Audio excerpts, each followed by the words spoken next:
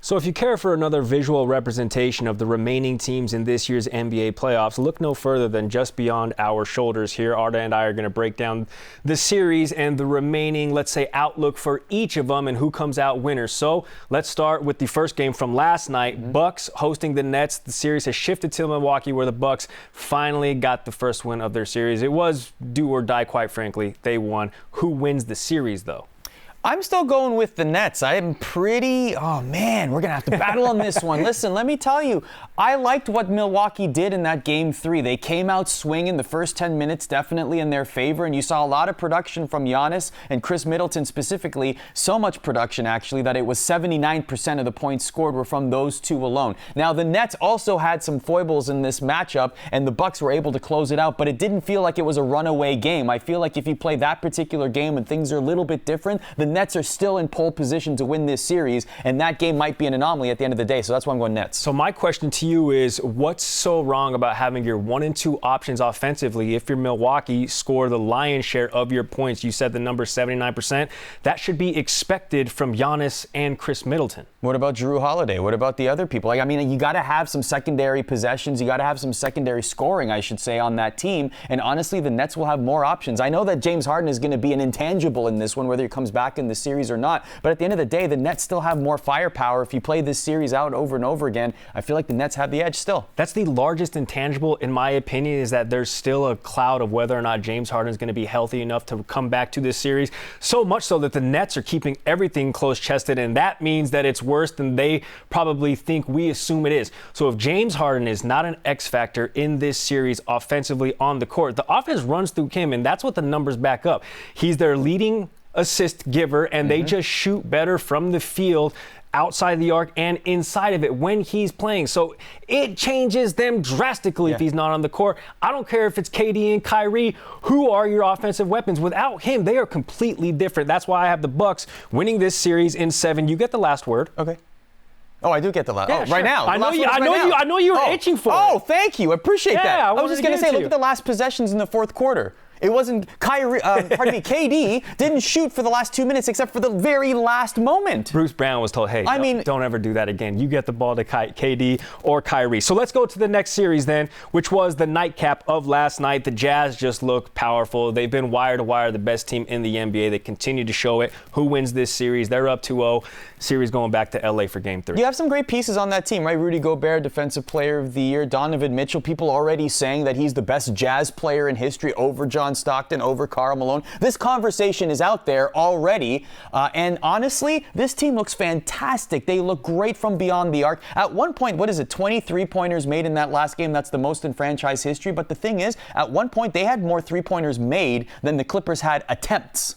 Like, this is a team, I think, that is a great situation to close out this series. Yeah, everything that you said, I back up. And then just on the Clipper side, you can't have Reggie Jackson be your second best player offensively and really throughout this series. Kawhi is Kawhi. He's arguably the best player left in the entirety of the playoffs. He's going to do what he's going to do, but you just need way more production from your supporting cast. PG. Okay, let's go to the other Western Conference series. The Suns, who I think are so deep, so stacked, so well balanced, against the Nuggets and their MVP, who comes out of this series. I think the MVP of the series is Chris Paul right now. I think that he's playing so well, and this team is playing so well around him. I think they have so many options. I feel like Nikola Jokic, of course, is going to be a force whenever he's on the court, but at the end of the day, the Suns just look better. That's the thing. When I watch this series, I'm like, I just don't see the Suns losing. Yeah, they're so balanced. I mean, you go through the first 2 games of this series that has now shifted. Every single starter for Phoenix is in double digits, and it's not a wimpy 10 points, 11 points. I mean, it's 16, 17, 18 points in CP. To your point, MVP of the playoffs so far, and nobody else has to worry about anything at this point but just get open and shoot. So Devin Booker, okay, I can do that, and it's obviously paying dividends. So as much as it pains me as a Denver dude to say the Nuggets are going to lose this series, I mean, Phoenix hasn't given us a reason why we should choose against them. And then let's go with the last series, the game that we're leading into. The series has shifted now to Atlanta. The Sixers were able to salvage game 2, but it was behind pretty much a Herculean effort from Joel Embiid. So who escapes this series? Okay, obviously I'm wearing a Furkan Korkmaz shirt, so clearly I have a little bit of a bias here. I'm going to go by what Tim Legler said on Sports Nation. We had him on the show a couple days ago, and what he loved the most was the defensive changes made in game 2 to counteract Trae Young, particularly Matisse Thybulle and Ben Simmons, just seeing what they were able to do defensively guarding Trae Young. Thybulle in particular, if we see that matchup and if Thybulle's able to win that matchup more often than not and give Trae Young some fits, give him some problems, Tim Legler, and I'll echo these sentiments, basically said that's the series key right there for the 76ers to close this one out. So basically you have to pick up Trae Young from half court because we know he can pull up from 40 feet because that's his range. And that's exactly why I'm taking the Hawks in 7 because, and I use the caveat, right? Kawhi, arguably best player in the playoffs, but I think right now the hottest player in the playoffs is Trae Young. I think he leveled up Goku style through that series with the Knicks.